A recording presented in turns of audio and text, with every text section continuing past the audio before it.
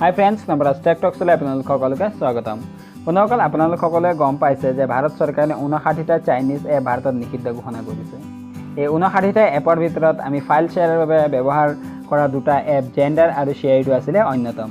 এতিয়া আমাৰ মনলৈ এটা প্ৰশ্ন আহিছে যে এই জেন্ডাৰ আৰু শ্বেয়াৰিড অবিহনে আৰু কি তেনেকুৱা থাৰ্ড পাৰ্টি এপ্লিকেশ্যন আছে যাৰ সহায়ত আমি অতি সহজতে অতি কম সময়ৰ ভিতৰতে এটা মোবাইলৰ পৰা আন এটা মোবাইলে বিভিন্ন ধৰণৰ ফাইল বা বিভিন্ন ধৰণৰ এপ আমি শ্বেয়াৰ কৰিব পাৰোঁ। সেইবাবে মই আজি এই ভিডিঅ'টোত আপোনালোকৰ কাৰণে লৈ আহিছোঁ এনেকুৱা এটা ইণ্ডিয়ান এপ যাৰ সহায়ত আপোনালোকে অতি কম সময়ৰ ভিতৰতে অতি সহজতে এটা মোবাইলৰ পৰা আন এটা মোবাইলে বিভিন্ন ধৰণৰ ফাইল শ্বেয়াৰ কৰিব পাৰে। যদি আপোনালোকে জানিব বিচাৰে এই এপটো কি হয় তেনেহ'লে মোৰ এই ভিডিঅ'টো অকণো স্কিপ নকৰাকৈ সম্পূৰ্ণ শেষলৈকে চাই থাকিব। এতিয়া বলক বন্ধুসকল ভিডিঅ'টো ষ্টাৰ্ট কৰোঁ।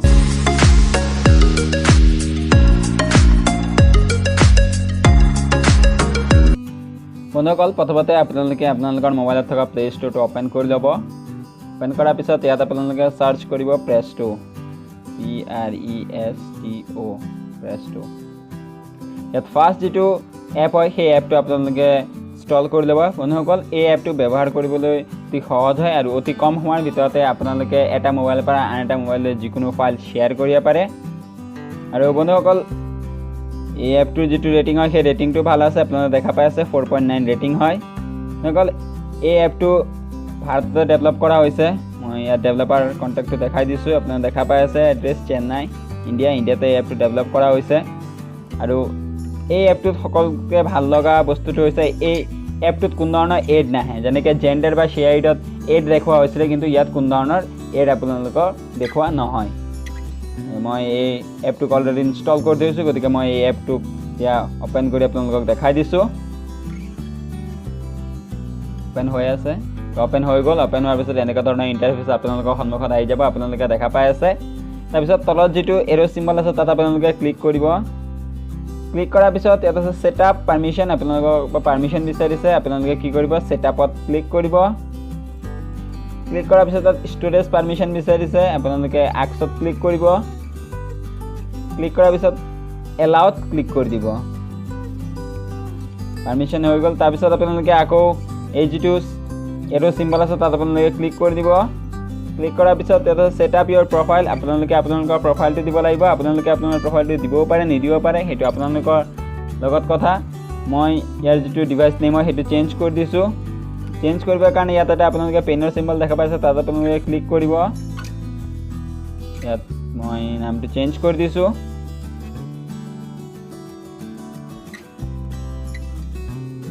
তাৰপিছত আপোনালোকে ছেভত ক্লিক কৰি দিব। প্ৰফাইলটো ছেট হৈ গ'ল। তাৰপিছত আপোনালোকে আকৌ এই তলত যিটো এৰ' চিম্বল আছে তাত আপোনালোকে ক্লিক কৰি দিব। ক্লিক কৰাৰ পিছত ইয়াত আছে এপ্লাই থিমছ, ডাৰ্ক মোড, আপোনালোকে ইয়াত ডাৰ্ক মোডটো এনেবল কৰি দিব পাৰে, এইটো এটা খুব ভাল ফিচাৰ্ছ হয়। এপ্লাই দি ৰিকমেণ্ডেড ফণ্ট, আপোনালোকে ইয়াত যিটো ফণ্ট হয়, ইয়াত যিটো আখৰৰ ষ্টাইল হয় সেই ষ্টাইলটো আপোনালোকে চেঞ্জ কৰি ল'ব পাৰে। তাৰপিছত আপোনালোকে তলত যিটো ৰাইটৰ চিম্বল আছে তাত আপোনালোকে ক্লিক কৰি দিব। ক্লিক কৰাৰ পিছত ইয়াত আপোনালোকে দেখা পাই আছে এনেকুৱা ধৰণৰ ইণ্টাৰফেচ আপোনালোকৰ সন্মুখত আহি যাব। দেখা পাই আছে এনেকুৱা ধৰণৰ ইণ্টাৰফেচ আহি যাব, দেখা পাইছে। ইয়াৰ চবচে ওপৰত এটা অপশ্যন আছে শ্বেয়াৰ ভাই ব্ৰাউজাৰ। এই অপশ্যনটো খুবেই ভাল হয়। শ্বেয়াৰ ভাই ব্ৰাউজাৰত কি কৰিব পাৰি, ছেম নেটৱৰ্কত কানেক্ট হৈ থকা মোবাইল বা কম্পিউটাৰত আপুনি যিখিনি ডাটা হয় সেই ডাটাখিনি শ্বেয়াৰ কৰিব পাৰে, মানে নেটৱৰ্কৰ সহায়ত আপুনি ডাটাখিনি শ্বেয়াৰ কৰিব পাৰে। শ্বেয়াৰ ভাই ব্ৰাউজাৰ এই অপশ্যনটো সেইকাৰণে দিয়া হৈছে। তাৰপিছত তলত আপোনালোকে দেখা পাইছে দুটা অপশ্যন আছে, এটা হৈছে চেণ্ড, এটা হৈছে ৰিচিভ। যদি আপুনি কাৰোবাক কিবা ডাটা চেণ্ড কৰিব বিচাৰে তেন্তে আপোনালোকে চেণ্ডত ক্লিক কৰিব, আৰু যদি কিবা এটা বস্তু আপোনালোকে কাৰোবাৰ পৰা ৰিচিভ কৰিব বিচাৰে তেন্তে আপোনালোকে ৰিচিভত ক্লিক কৰিব লাগিব। তাৰপিছত ইয়াত তলত এটা আছে ৱৰ্ড ফাইন, এইটো এটা গেম হয়। আপোনাৰ মোবাইলত যদি ইণ্টাৰনেট নাথাকে বা আপুনি যদি বৰিং হৈ আছে তেনেহ'লে আপুনি এই গেমটো খেলিব পাৰে। মই ইয়াত ক্লিক কৰি আপোনালোকক দেখাই দিছোঁ এইটো কেনেকৈ খেলিব লাগে। ইয়াত কিছুমান লেটাৰ দিয়া আছে, উল্টা পুল্টাকৈ কিছুমান লেটাৰ দিয়া আছে, সেই লেটাৰখিনি আপুনি মিলাব লাগে। মই ইয়াত এটা মিলাই পেলাই দেখাই দিছোঁ।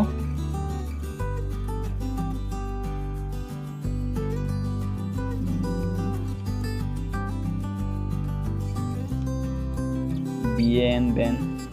হৈ গ'ল, UIT হোৱাইট হৈ গ'ল। আপোনালোকে দেখা পাই আছে এনেকুৱা ধৰণে আপোনালোকে মিলাব লাগিব,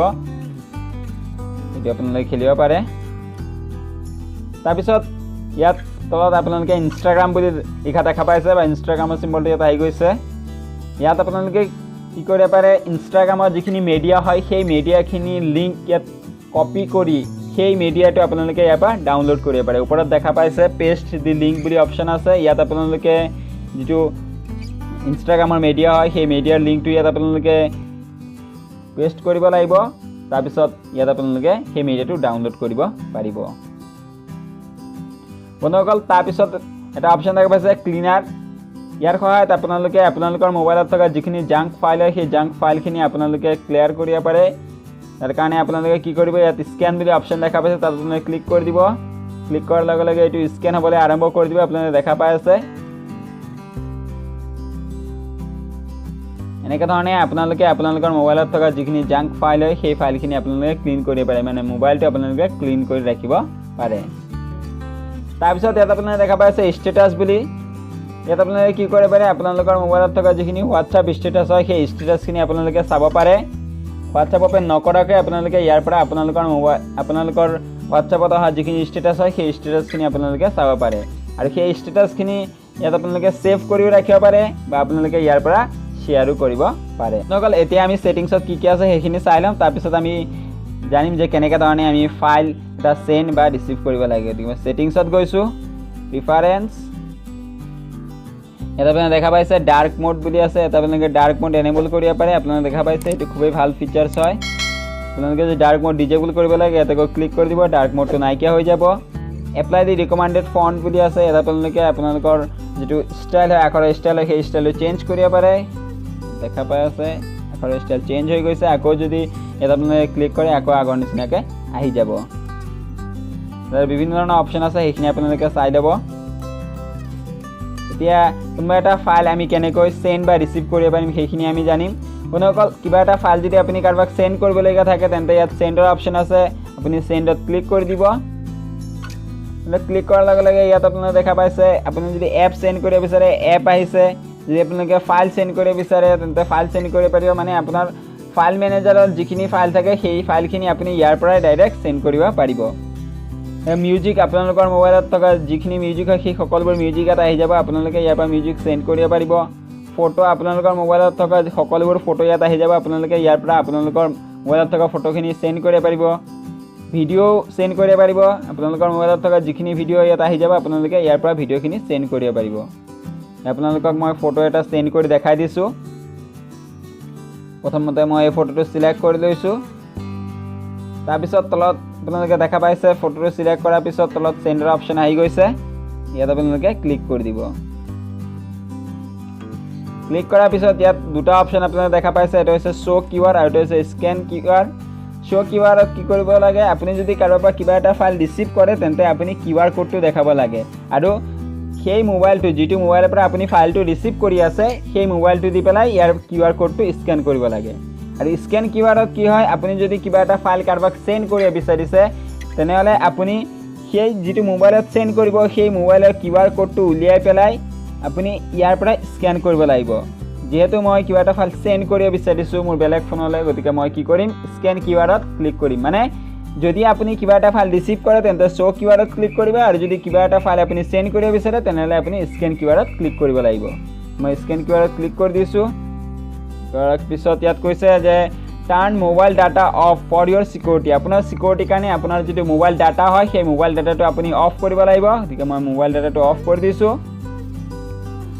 অফ কৰাৰ পিছত ইয়াত আপোনাৰ ক্যামেৰা পাৰমিশন বিচাৰিব আপুনি ক্যামেৰা পাৰমিশনটো দি দিব ইয়াত কৈছে to connect the device wifi should be turn on আপোনাৰ ওয়াইফাইটো অন কৰিব দিছে ওয়াইফাইটো অন কৰি দিছো অন কৰাৰ পিছত আপোনাৰ কিউআৰ কোডটো স্ক্যান কৰিব আহি গৈছে আপোনাৰ কিউআৰ কোডটো স্ক্যান কৰাৰ পিছত এনেকৈ কমপ্লিটিং বুলি দেখাব আপোনাৰ দেখা পাই আছে আপোনালোকৰ কমপ্লিট হৈ গৈছে দেখা পাই আছে এনেকৈ যে ফাইল হয় সেই ফাইলটো সেন্ড হৈ গ'ল মই আপোনাক বেক কৰি দেখাই দিছো ইয়াত দেখা পাই আছে 100% সেন্ড হৈ গৈছে আপোনাৰ দেখা পাইছে গতিকে এনেকা ধৰণে আপোনালোকে অতি কম সময়ৰ ভিতৰত যিকোনো ফাইল এটা আপোনালোকে সেন্ড কৰিব পাৰে এতিয়া মই ৰিসিভ কৰি দেখাই দিছো কোনবা যদি আপোনালোকে ফাইল এটা ৰিসিভ কৰিব লাগে তেন্তে আপোনালোকে কেনেকৈ ধৰণে ৰিসিভ কৰিব তাৰ কাৰণে আপোনালোকে সিম্পলি ৰিসিভত গৈ ক্লিক কৰিব ৰিসিভত গৈ ক্লিক কৰাৰ পিছত ঠিক আগৰ নিচিনাকৈ দুটা অপশ্যন আহিছে আপোনালোকে দেখা পাই আছে এটা হৈছে শ্ব' কিউআৰ আৰু এটা হৈছে স্কেন কিউআৰ মানে আপুনি যদি কাৰোবাৰ কিবা ৰিচিভ কৰিব বিচাৰে তেন্তে আপুনি শ্ব' কিউআৰত ক্লিক কৰিব লাগিব গতিকে মই শ্ব' কিউআৰ যিটো অপশ্যন হয় সেই অপশ্যনটোত ক্লিক কৰি দিছোঁ ক্লিক কৰাৰ পিছত ইয়াত কৈছে ছেট আপ হটস্পট মানে হটস্পটটো আপুনি অন কৰিব লাগিব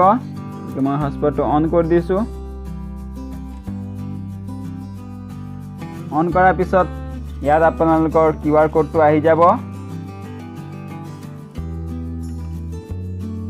দেখা পাই আছে কিউআৰ কোডটো আহি গৈছে গতিকে মই কিউআৰ কোডটো বেলেগ এটা ফোন দি স্কেন কৰি দিছোঁ স্কেন হৈ গৈছে ইতিমধ্যে দেখা পাই আছে এইটো ৰিচিভ হৈ গ'ল মানে আমালৈ আহি গ'ল দেখা পাই আছে এইটো অপেন কৰি চাব পাৰে এনেকুৱা ধৰণে আপোনালোকে অতি কম সময়ৰ ভিতৰতে জেণ্ডাৰ বা শ্বেয়াৰিং নোহোৱাকৈও এই এপটোৰ সহায়ত যিকোনো ফাইল সেন্ড বা ৰিচিভ কৰিব পাৰে গতিকে আশা কৰোঁ আপোনালোকে এই ভিডিঅ'টোৰ পৰা কিবা শিকিব পাৰিছে যদি এই ভিডিঅ'টোৰ পৰা আপোনালোকে কিবা শিকিব পাৰিছে তেন্তে ভিডিঅ'টো লাইক কৰিব যিমান পাৰে ভিডিঅ'টো শ্বেয়াৰ কৰিব যাতে আপোনালোকৰ ফ্ৰেণ্ডসকলেও গম পায় আৰু ভিডিঅ'টো কেনে পাইছে আপোনালোকে কমেণ্ট কৰি জনাব যদি আপোনালোকে এতিয়ালৈকে নৱৰাজ টেক টক্স ইউটিউব চেনেলটো ছাবস্ক্ৰাইব কৰা নাই তেন্তে চেনেলটো ছাবস্ক্ৰাইব কৰিবলৈ নাপাহৰিব থেংক ইউ ৱাচিং ফৰ দিছ ভিডিঅ'